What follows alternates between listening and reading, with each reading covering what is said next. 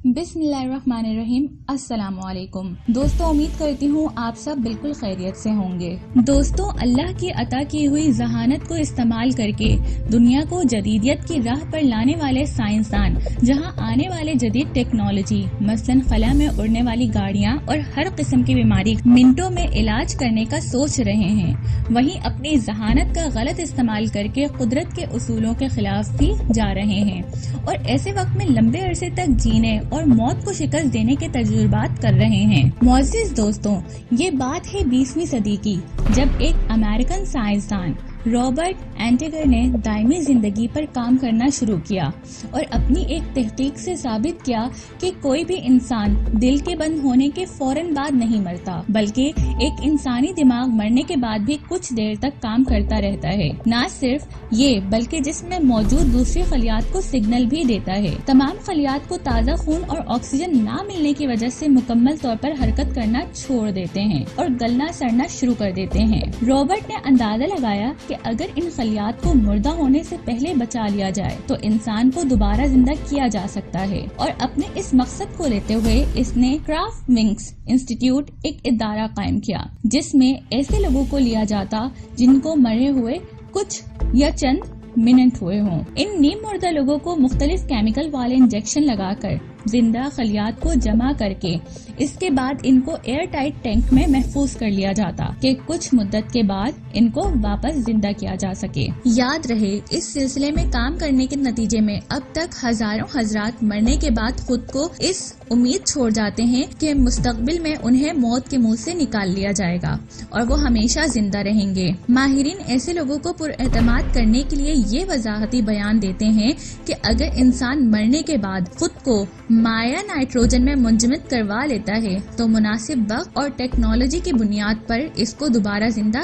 किया जा सकता है। ये सरासर बेवकूफ़ी के ज़मरे में आता है, जबकि महा बेवकूफ़ी ये है कि इस बेबुनियाद लॉजिक के पेश नज़र हजारों अफराद खुद को मरने के बाद खास बर्फीले चैम्बर में जमा रहे होते हैं, जैसे कि जिसे क्रायो प्रिजर्वेशन कहा जाता है। नामी ग्रामी साइंसदानों की इन वजाहतों के अलावा यहाँ ये सवाल पैदा होता है कि इंसान के जिस्म को लेकर लंबे अरसे तक महफूज रखने और जिंदा होने का ख्याल आया कहाँ से? तो इसका दारोमदार हाइबरनेट जानवरों पर था, जो इंतहाई ठंड में जमीन में घुसकर लंबे अरसे तक सो जाते हैं। इसको सरमनी या कुछ वक्त तक कोमा में जाने का भी कहा जाता है। इसकी एक मिसाल सांप है, जो अंदरूनी तौर पर अपने जिस्म का टेम्परेचर मुनज़्ज़म करने की सलाहियत नहीं रखते, बल्कि इनको बाहर के माहौल के मुताबिक चलना पड़ता है। अगर ठंड है तो ये गर्म जगह ढूंढते हैं, अगर गर्मी है तो ये ठंडी जगह पर जाते हैं। जब शदीद ठंड पड़ती है तो ये ज़ेरे ज़मीन गर्मी में चले जाते हैं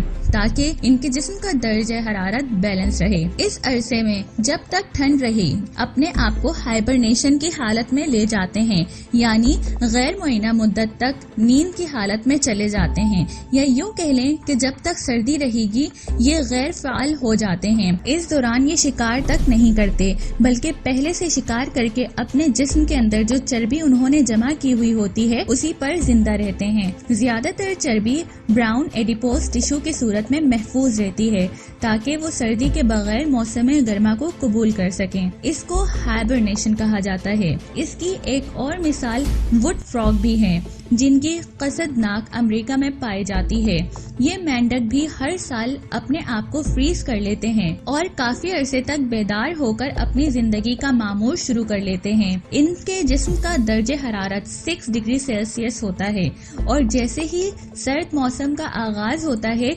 इनका मेटाबॉलिज्म सुस्त और दिल की धड़कन रुकने के करीब होती है, जबकि इनमें मौजूद 60% पानी मुंजमद सूरत इख्तियार कर लेता है और ये 2 या 3 महीने मुंजमद रहने के बाद खुद को नॉर्मल कर लेते हैं। साइंसदानों को वुड फ्रॉग के इस रवैये पर ताज्जुब हुआ तो उन्होंने इसकी वजह जाननी चाहिए, जिसके बाद मालूम हुआ कि हाइबरनेशन से पहले एक वुड फ्रॉग के लिवर में 5.1 टाइम इजाफा हो जाता है और इनके ग्लाइकोजन का लेवल ज्यादा बढ़ जाता है और हाइबरनेशन के दौरान इनका लिवर ग्लाइकोजन से ग्लूकोज में मुंतकिल हो जाता है, जो इनकी खुराक की जरूरियात को पूरा करने में मदद देता है। इसी तस्वुर को लिए हुए سائنسدانوں نے سوچا اگرچہ انسان جس کا باڈی اسٹرکچر تمام جانداروں سے زیادہ پیچیدہ ہے، ایسے مشکل ترین مراحل سے گزر کر محفوظ کرنے کے بعد زندہ کیا جا سکتا ہے۔ اس کے لیے سب سے پہلے سائنسدانوں کو جو خدشات لاحق ہوئے، ان کے مطابق جب انسان کو منجمد کرنے کے لیے رکھا جائے گا تو اس کے جسم کا درجہ حرارت کم ہونا شروع ہو جائے گا اور خون کا بہاؤ کم ہونے کی وجہ وہاں موجود تمام خلیات سخت ہو کر آہستہ آہستہ اکڑنے کے بعد برف کی صورت اختیار کر لیتے ہیں، جن کے بعد شاید یہ سمجھا جائے کہ انسان مکمل طور پر فریز ہو چکا ہے، لہٰذا جب چاہے اسے پگھلا کر زندہ کیا جا سکتا ہے۔ لیکن یاد رہے، انسانی خلیہ کرسٹلز کی صورت میں منجمد ہونا ہی سب سے بڑا مسئلہ ہے، وہ بھی اس صورت میں کہ جب اسے پگھلانے کی سوچ لیے بیٹھے ہوں تو بہت سے مسائل جنم لے سکتے ہیں، کیونکہ یہ کرسٹلز انسانی سرکولیٹری سسٹم میں چھوٹے چھوٹے کراس یا کٹس لگا سکتے ہیں، قطع نظر اس سے کہ وہ اس پروسیس میں کتنا ٹائم لیتے ہیں، 1 سال، 2 سال یا 100 سال، لیکن اس عرصے کے دوران تمام انسانی آرگنز، آرٹریز اور وینز مشکلات کا شکار ہو جاتے ہیں اور آہستہ آہستہ بہت سے کٹس لگنے کی وجہ سے ڈیمیج ہو جائیں گے، جس سے دماغ کو بھی نقصان پہنچے گا اور انسان آہستہ آہستہ موت کے منہ میں چلا جائے گا۔ لہٰذا ان تمام معاملوں کے پیش نظر اگر کوئی انسان اپنے آپ کو منجمد کرنے کی خواہش رکھتا ہے تو اسے بہت ہی جدید اور ایڈوانس فریج کی ضرورت تھی، جس کی وجہ سے سائنسدانوں نے قدرت کے قوانین سے ٹکر لیتے ہوئے کرائونک کے طریقے ایجاد کیا، جو تمام ہی کم درجہ حرارت رکھنے والا فریج ہے، یعنی -80 ڈگری سینٹی گریڈ اور تقریباً -112 فارنہائٹ رکھتے ہوئے لیکوڈ نائٹروجن اور خشک برف سے بنایا گیا، جہاں انسانی آرگنز، ٹیشوز اور بایولوجیکل آبجیکٹس کو محفوظ کیا جا سکتا ہے۔ اور اسی پر اس کو مد نظر رکھتے ہوئے 1966 میں جیمز بیٹ فارو وہ پہلا شخص بنا جس نے خود اپنے جسم کو ایسی حالت میں منجمد کروانے کا کہا جب وہ کڈنی کے کینسر میں مبتلا تھا، لہٰذا اس مرض سے مرنے کے بعد اس کے جسم کو اسی کے کہنے پر صرف اس لیے محفوظ کر لیا کہ وہ کچھ عرصے بعد زندہ ہو سکے گا۔ اور اسی طرح سب سے کم عمر منجمد لاش ہونے کا اعزاز تھائی لینڈ کی ایک 2 سالہ بچی میتھرینا ووٹیونگ کو جاتا ہے، جسے دماغی کینسر میں مرنے کے بعد ان کے والدین نے انہیں منجمد کروا لیا، جو اب تک موجود سب سے کم عمر منجمد لاش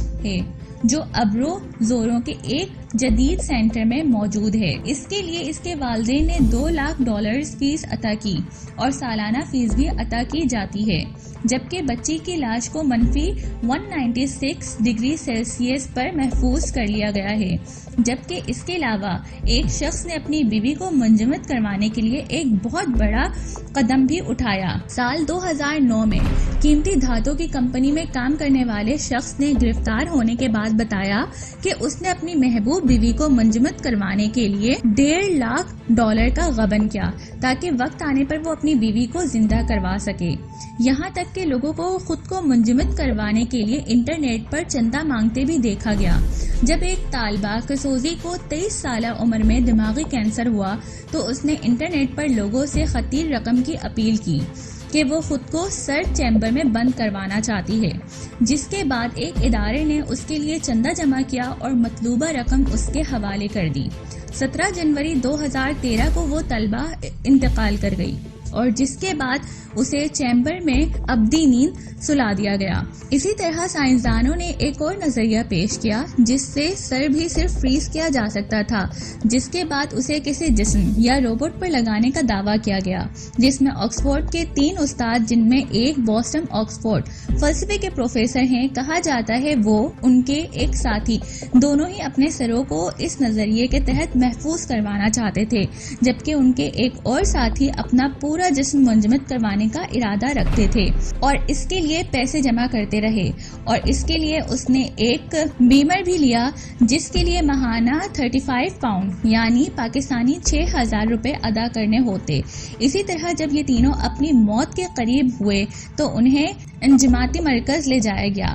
مرنے کے بعد اس کے جسم کا پورا خون نچوڑ کر اس کے ایک خاص مائع سے بھر لیا گیا تاکہ خون کی نالیاں کھلی رہیں۔ بعد میں انہیں خون بھر کر زندہ کیا جائے۔ لیکن ہر نفس کو موت کا ذائقہ چکھنا ہے اور قدرت کے اس اصول سے کوئی شخص اس وقت تک نہیں بچ سکتا جب تک قدرت اس اصول کو نہ بدلے، اور یہ اٹل ہے کہ مرنے کے بعد ایک ہی زندگی ہے اور وہی ابدی زندگی ہے جن کے بعد موت نہ ہوگی۔ لہٰذا سائنسدان اللہ کی عطا کی ہوئی عقل کو اسی کے خلاف استعمال کر کے نہ تو کوئی کامیابی حاصل کر سکتے ہیں اور نہ ہی ہمیشہ جینے کی خواہش پوری کر سکتے ہیں۔ تو بہتر یہی ہے کہ ہوش کے ناخن لیں اور اپنی زندگیوں کو موت کے آنے تک بہتر کاموں میں صرف کر دیں۔ امید کرتی ہوں آج کی ویڈیو آپ کو پسند آئی ہوگی۔ اپنا بہت سارا خیال رکھیے گا۔ اللہ حافظ۔